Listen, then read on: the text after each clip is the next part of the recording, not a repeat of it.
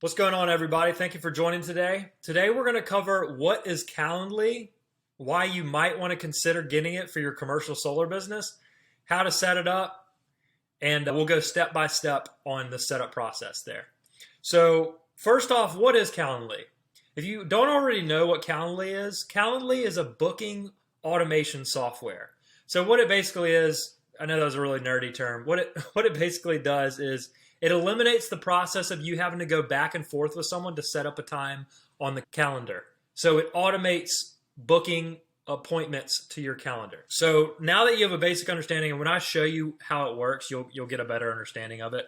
But you're probably wondering now, hey, is this even important? Do I really need this? It depends.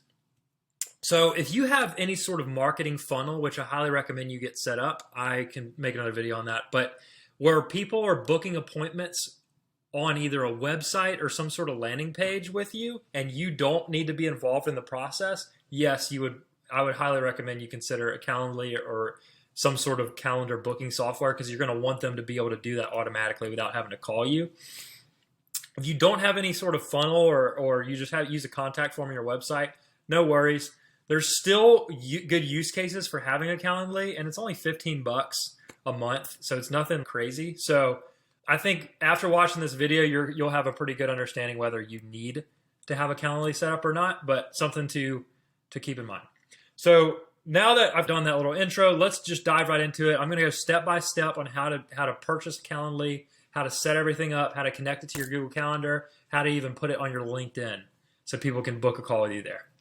So first things first, I'm going to go to calendly.com. When you go to Calendly, this is going to take you to this page here. So what you're going to want to do, you're going to just want to say, hey, let's get started here at the top right. And then you're going to just create your Calendly account here. So you can enter your name, or you can do it straight through Google. I like to just do it straight through Google because it'll already like sync up that calendar there. So I'm going to do an alternate. I'm going to be buying one from scratch today. I don't even need this, but I'm going to spend the $15 just so I can show you how it's done. That might not be the right password. Yeah, let me find it. All right. So you're going to want to then just click continue here. It's pretty straightforward. This is important, especially if you use Google Calendar. If you don't use Google Calendar, honestly, I don't really know how it works, and I use Google Calendar. I'd highly recommend you use Google Calendar anyway, just because it's the easiest way to do this, and most people and most businesses use Google Calendar. I'm sure they have a way to connect to Outlook Calendar though too. But anyway, if you're using Google Calendar, click allow. And the reason that's important is because, I mean, like I said, you could probably do it with Outlook if you had Outlook, but I'm sure you could. But the reason it's important to connect it to your Google Calendar is because when people book a meeting with you, it's going to automatically sync to your Google Calendar and put that on your calendar for you. It's like having a little virtual assistant for you. Another important reason you should connect it is because it's going to see what existing meetings you already have, and it's going to show you're busy so people don't double book you. So you can do either or. I'm just going to do on my own for this example. Click continue and whatever. I don't even know if this matters, but I'll just say I'm in sales. And then we're going to be taken to the event. We're going to set up your meeting types. So it's going to automatically generate a 30-minute meeting, generic one for you. What I'm going to do is I'm going to just create one from scratch. So first thing you probably want to do when you set up your Calendly account, again, very, very step-by-step, easy process.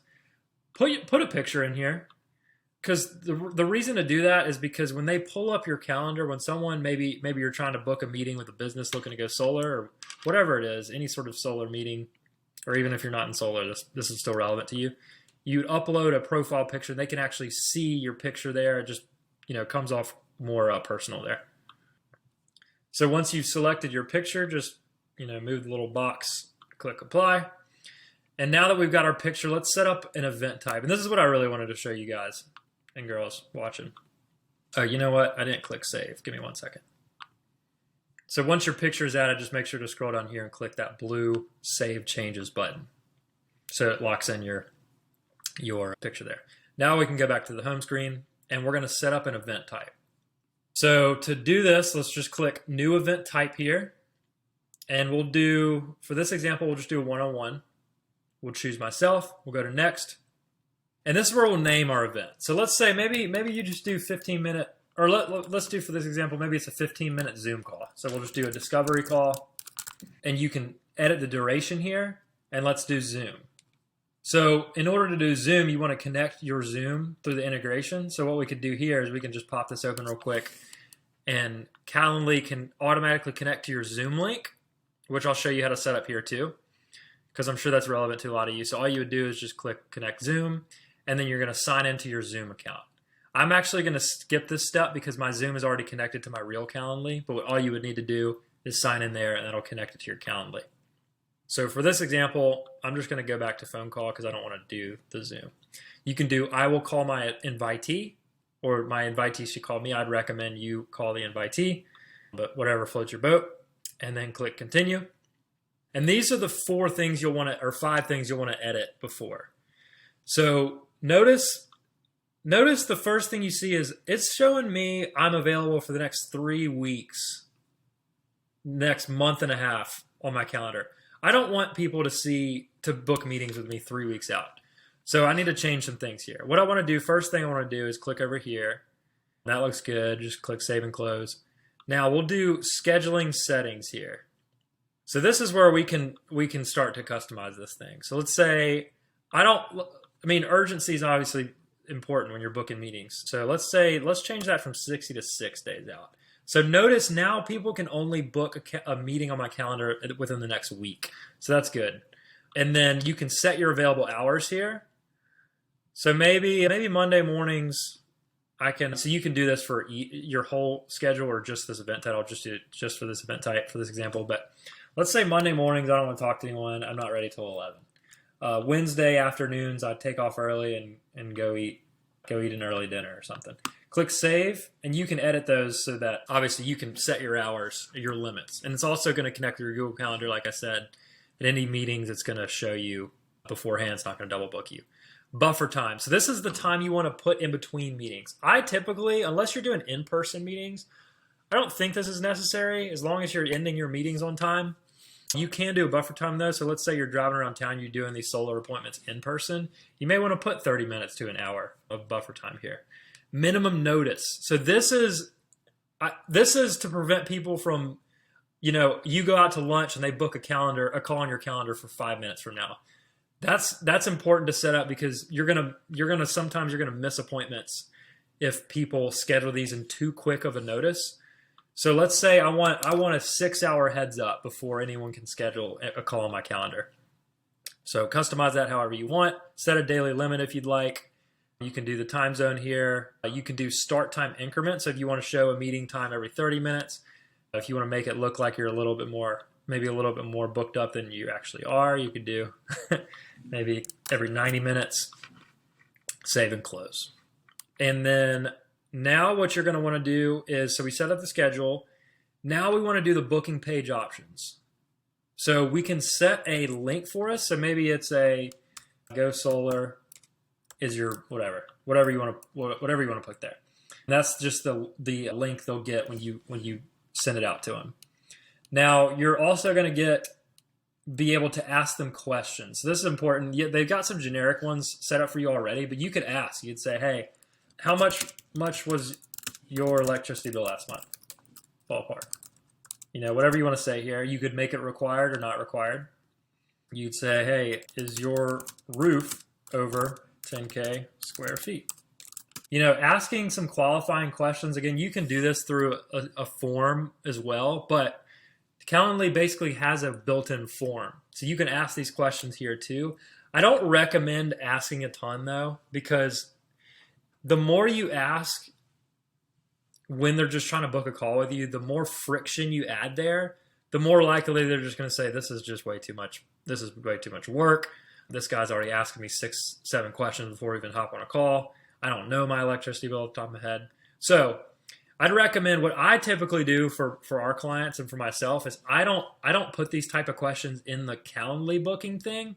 I let them book the Calendly. I make it that streamlined and as easy as possible. And then once they book the call, I redirect it to a form where they then fill that stuff out. But the meeting's already on the calendar. That way they're not, jumping off and getting distracted and just leaving your page before they book a call. So you can, this is another thing too. So you can do the confirmation as just like you just display a generic message, or you can redirect it to an external site. So I'll just show you what mine looks like here. So this is the form I was talking about. So what you can do is you can put a form here where it takes you, once they click book, they can then be redirected to this form, or you can make it your website, whatever you want to do there. Just a cool option that's available there. Then we'll do save and close.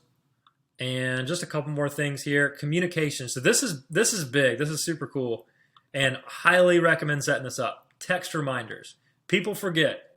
You want to make sure they're getting reminded, automated, and automatically. And this is really helpful too. Whatever your reasoning for getting a Calendly, not only is it going to automate the booking process, but it automates the reminder process. And that's the biggest thing.